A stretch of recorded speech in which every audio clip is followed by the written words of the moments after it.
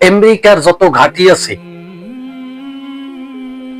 Saudi আরবে, মালয়েশিয়ায়, কাতারে এবং অনেক জায়গায় কিন্তু আমেরিকার ঘাঁটিগুলো আছে, সামরিক বাহিনী সহ কিন্তু মোতায়েন করা আছে।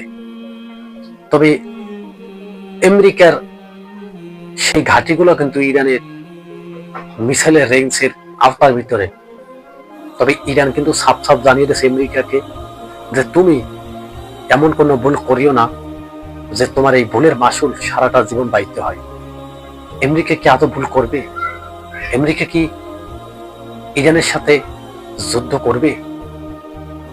আমেরিকা তো যদি ভুল করে বসে তবে আমেরিকার কোনো ঘাঁটি কিন্তু এই আরব দেশের ভিতরে থাকবে না।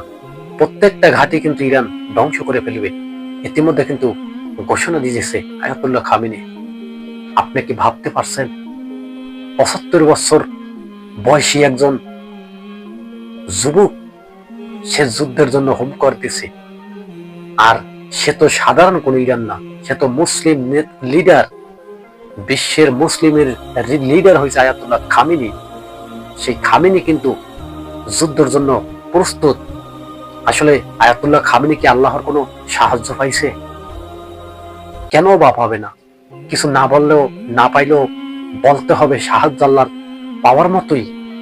না হয় ইরানের মতো একটা রাষ্ট্র আমেরিকার সাথে যুদ্ধের টক্কর লওয়া সাধারণ কোনো ব্যাপার স্যাপার না। এটা আমেরিকার সাথে যেমন তেমন কোনো রাষ্ট্র যুদ্ধ করতে আগাবে না, কারণ আমেরিকা এরকমের দুই একটা রাষ্ট্র পলকের ভিতরে ধ্বংস করে ফেলতে পারে। তবে সৌদি আরবকে ধন্যবাদ জানাই আমরা, সৌদি আরবকে সবাই ধন্যবাদ জানায়। সৌদি আরব তো মাঝখানে গোল দিয়ে দিল। সৌদি আরব কি করলো? সৌদি আরব কিন্তু আমেরিকাকে স্পষ্ট জানিয়ে দিছে আমাদের আকাশপথ ব্যবহার করা যাবে না, ঠিক মতো গাঁথিয়ে দিছে। সৌদি আরব দেখছে যদি এখন যদি আমরা যদি বাধা না দিই তখন ইরানের ভিতরে যুদ্ধ করবে যে আমেরিকা এটা কম ফরম, কারণ চতুর্দিক সাজিয়ে আমেরিকা বসে আছে। আমেরিকান বাহিনী শুধু বসে আছে, একটা অর্ডার দিবে ফিগার টেপা শুরু হয়ে যাবে।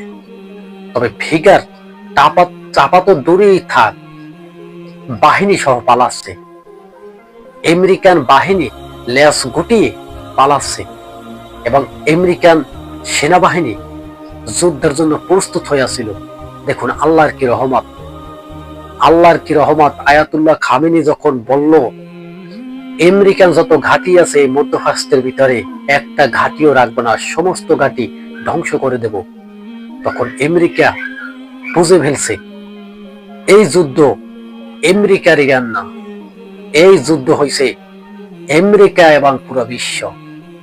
হ্যাঁ, এটি সত্য, আমেরিকা ইরান যুদ্ধ না। আজকে আমেরিকা ইরানকে ধরছে না, অন্য দিন আরেকটা রাষ্ট্রকেও তো ধরতে পারে। কিন্তু পুরো বিশ্ব কিন্তু বুঝে ফেলছে আসলে আসলে আমেরিকার যে সমস্ত কথাবার্তা বলে একটা কথাও কোনো লিগ্যাল বলছে না। আমেরিকান যত শীর্ষ নেতারা আছে তারা প্রত্যেকটা নেতার হলো ইহুদি ইহুদি ইহুদি ইহুদি নাসারা। আজকে বলে দিই আমেরিকাকে সাপ সাপ বলে দিই, ইতিহাসের পাতা যদি থাকে তোমাদের খাতা কলম যদি হাতে থাকে, খাতা কলম নিয়ে বসো, আমার এই ভিডিওটা দেখো। দুনিয়ার ভিতরে ইহুদি বলতে কোনো রাষ্ট্রই থাকবে না, ইহুদি বলতে কোনো জাতিই থাকবে না, ধ্বংস হয়ে যাবে। কিভাবে ধ্বংস হবে, কেন ধ্বংস হবে?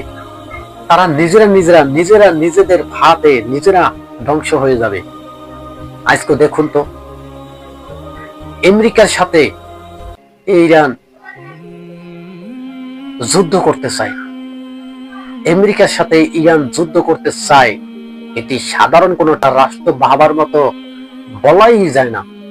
ইরানের হাতে আছে এখন মিসাইলের ভান্ডার, 2000 মিসাইল একটা ফিগারে টিপ দেওয়া মাত্র ছুটে যাইয়া পড়বে আমেরিকান শহরে এবং মার্কিন ঘাঁটিতে, এবং মার্কিন ঘাঁটি ধ্বংস হয়ে যাবে ইরানের মিসাইলের আওতায়।